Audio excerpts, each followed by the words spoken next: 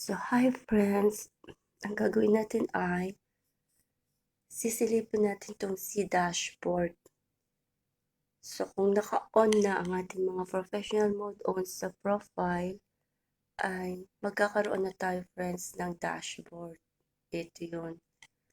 At sa details ay magkakaroon na tayo ng profile digital creator. So, ito yung mga signs na naka-on ang ating mga professional mode on sa profile timeline ng Facebook account. So, si Cordapio ay nag-on na ng professional mode. Kaya silipin natin kung anong meron dyan. So, ito ang ating makikita friends sa ating dashboard. Kung may balak tayong maging vlogger dito sa Facebook, kailangan meron tayo nitong ganitong tools. Kasi dito i-monitor ang ating performance by level at by number.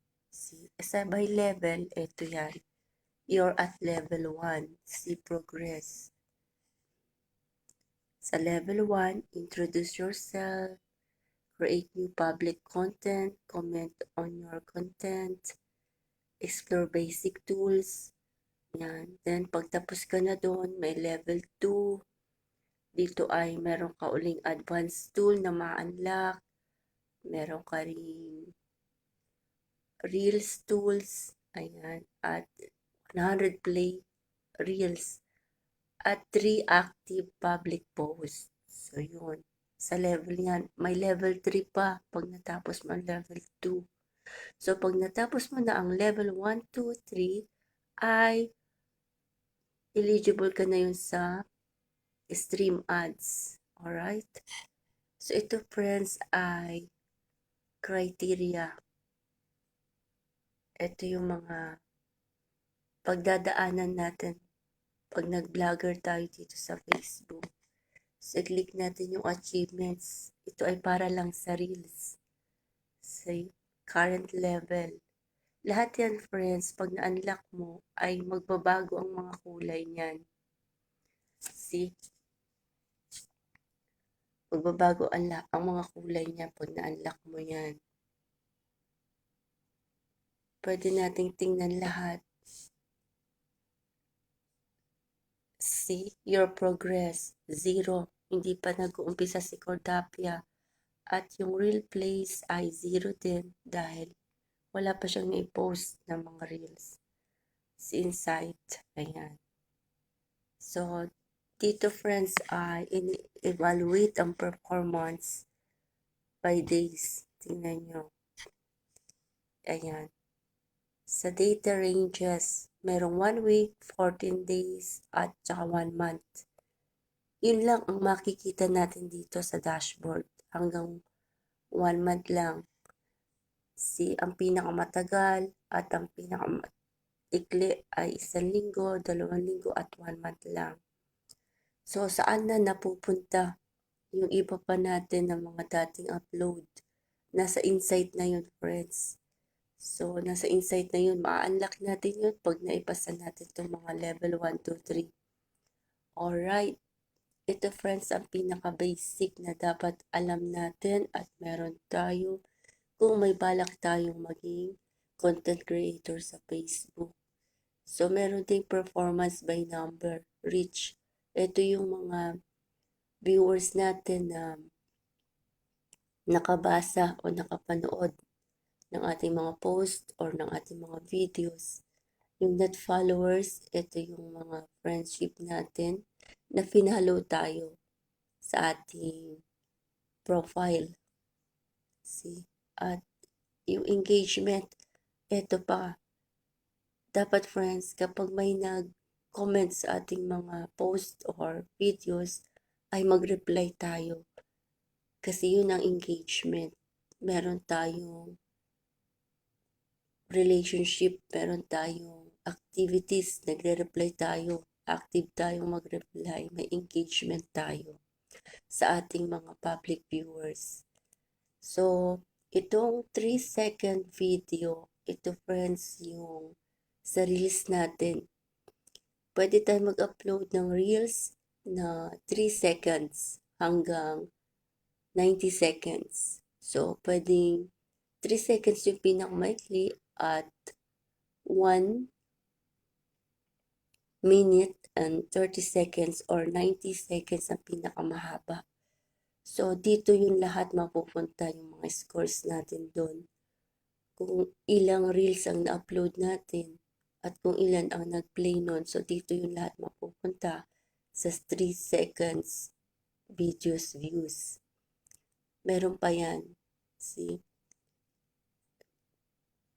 all. Ito 1 minute videos views. Ito naman friends yung mga long form videos natin sa timeline. So kung nag-post tayo ng mga long form videos, may nanood, dito naman mapupunta yung scores nun. See? Ayan. And then, mayroon pang steps. Nasa sa inyo to friends kung gusto nyo gawin lahat. Review audience settings, review your public profile details, finish setting up your profile, join groups to grow your audience, explore the professional mode guide, and create public post professional mode. See? So, ito yung professional mode guide. Silipin natin yan.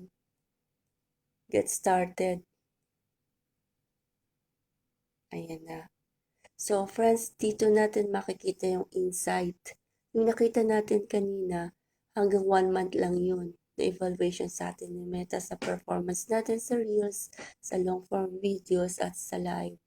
Ito na yung after 1 month, 2 months, 3 months, 4 months, yung ating lifetime na performance. Dito na makikita sa insight, sa professional mode guide.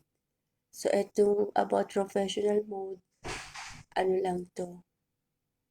Introduction. See?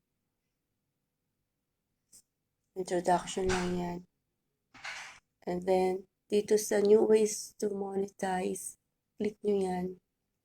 Go to professional dashboard. So, yun ang makikita nyo. And then,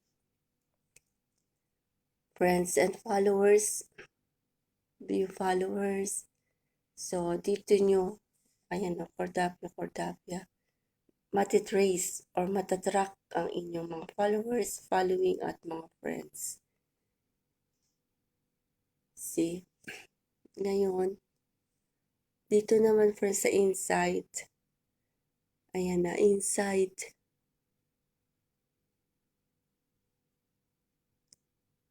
View insight. So, ito yung makikita nyo sa insight. Magkakaroon lahat yan ng scores. Ito yung ads. Ito first para sa mga business owners, advertisers, mga negosyante, mga nagpo-promote ng mga products nila. Pwede kayong mag-post at magpa-Facebook ads. Pwede yan. Kasi itong Facebook friends, hindi lang ito para design sa mga content creator. Para din ito sa mga advertisers at mga business owners. So, sa kanila yan.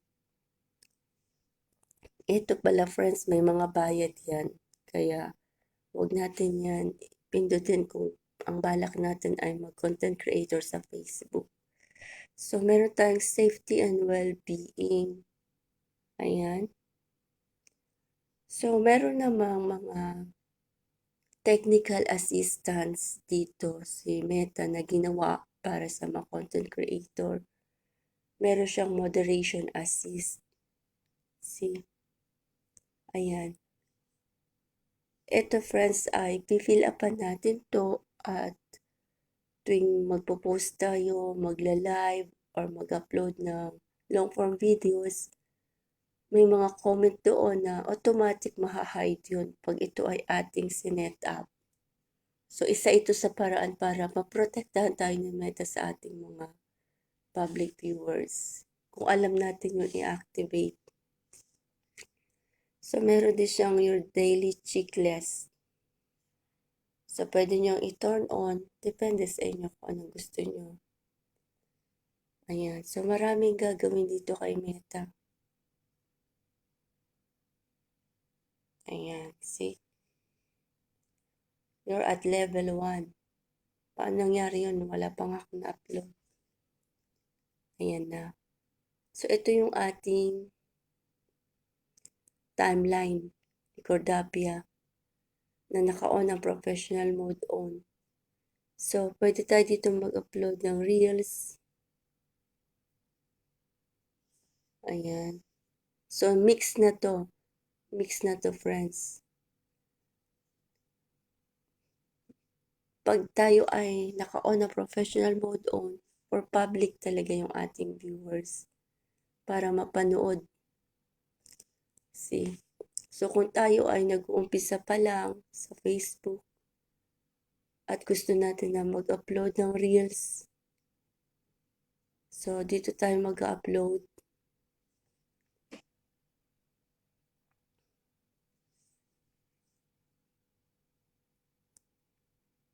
Click natin yung more. Ayan, dito tayo mag-upload, friends. Alright? Kung bago pa lang tayo. See? Ito ang nakikita nyo. Post about photos more. Click nyo yan. Makikita nyo ang reels. Alright? So, nakikita nyo itong blue? Pwede nyo i-click yan. Dapat, friends, sa mga gallery nyo ay may mga naka-ready na kayo ng mga short vids. So, 3 seconds ang pinakamaikli at ang pinakamahaba 90 seconds. So, kagaya nito. Ayan. See? So, ito yung first na upload ni Cordapia na reels. Alright? So, mahaba na to. I-part 2 ko naman kung paano mag-upload ng reels para hindi tayo mahirapan mag-replay. So, overview lang yun, friends, para alam natin kung paano natin tatrabahuin ang ating Facebook account pag tayo ay nag-content creator na dito. Thank you for watching and see you for more. Bye!